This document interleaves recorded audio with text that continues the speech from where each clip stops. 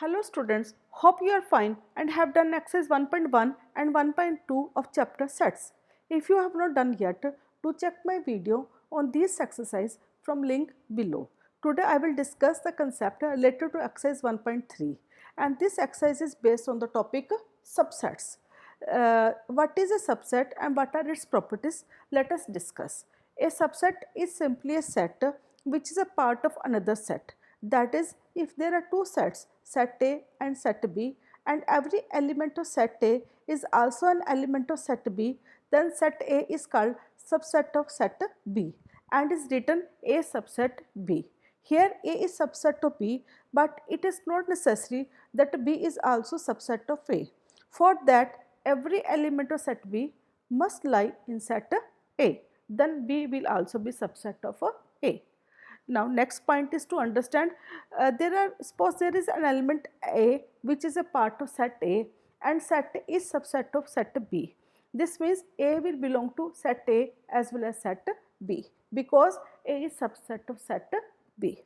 Third point is every set is a subset of itself, and fourth is an empty set is also a part of every set. That means every set must have a set itself as a subset and empty set as also another subset. It means there two subsets are necessary, that is a complete set and the empty set. Now last one to understand, if A is subset of B and A and B are not equal sets, then A is called proper subset, B is called superset. Let us take an example to understand the concept. In question number 1, there are given 4 sets. Set A with elements 1, 3, set B with elements 1, 5 and 9. Whereas set C contains element 1, 3, 5, 7 and 9 and D set is empty.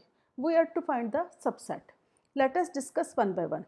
The elements in set A, that is 1 and 3, lie in the set C, as well as elements of set B, that is 1, 5, 9, also lies in set C.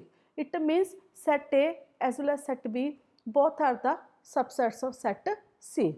Now D. D is an empty set, and as per the definition of subsets, we know that empty set is a subset of every set. It means D is subset of A also, D is subset of B also and D is subset of C also.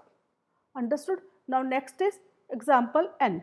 N is subset which contains natural number and Z is another set which contains integers. Integers are positive as well as negative.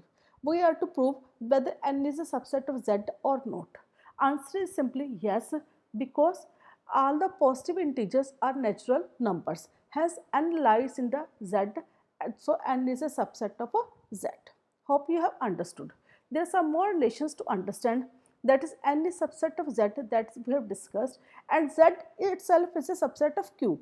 Q represents a rational number which are both a positive as well as a negative, and Q is another subset of R. R represents the real number which contains both rational and irrational numbers, and T is also subset of R where T represents the irrational number. Now N is not a subset of T because N represents a natural number and T represents the irrational number. So natural numbers are not a part of the irrational numbers. Now let us discuss what are the intervals of subset. To understand the concept of interval, let us take two numbers A and B, or we can call the two elements A and B. A is a starting point, B is the ending point, or we can A is a initial element, B is a final element. So A will be less than B and A and B both belongs to R. R means set of real numbers. To understand interval, we have to find the initial and final points. Let us take an example, set A. Set A contains element x which lies between A and B. X is greater than A, x is less than B. It means x has value more than A and less than B, or we can say x lies between A and B. Hence, it represents open interval. You can see from the example, in open interval you can find a single sign, less than or more than.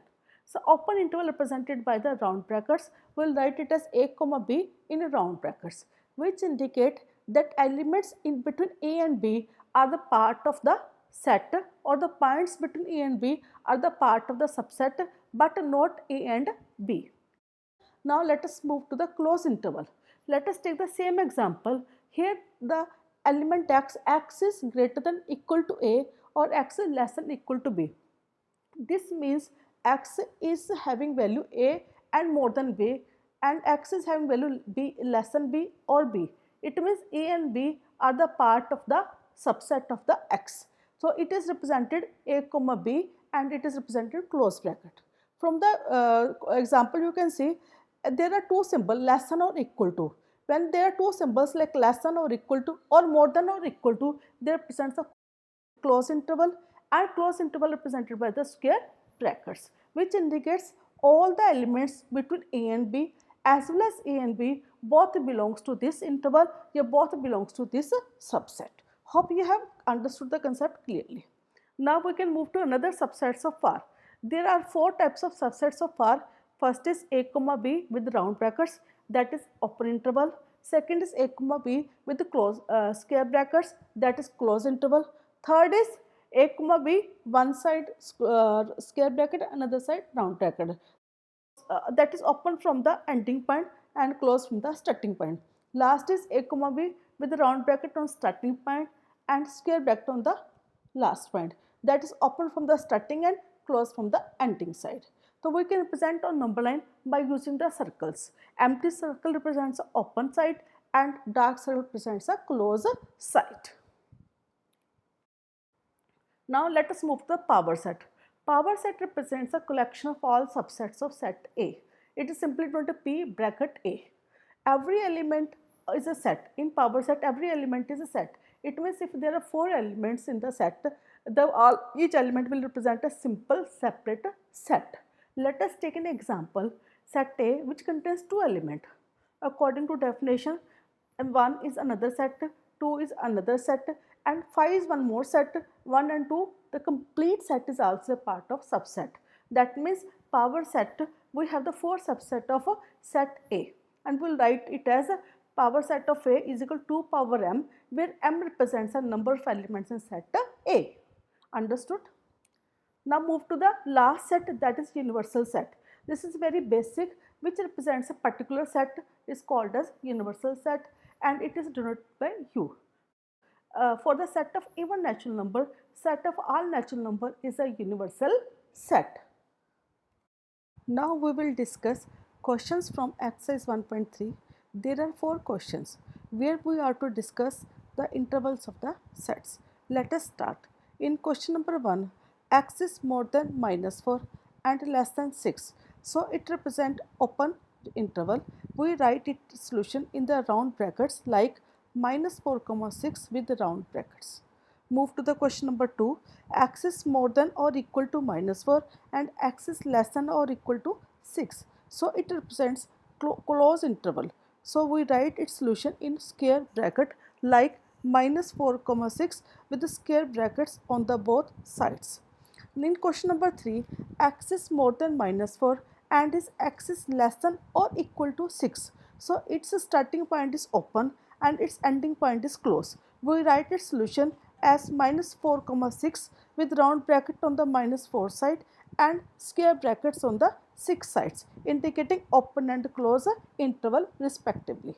In the last question, x is more than or equal to -4 but less than 6.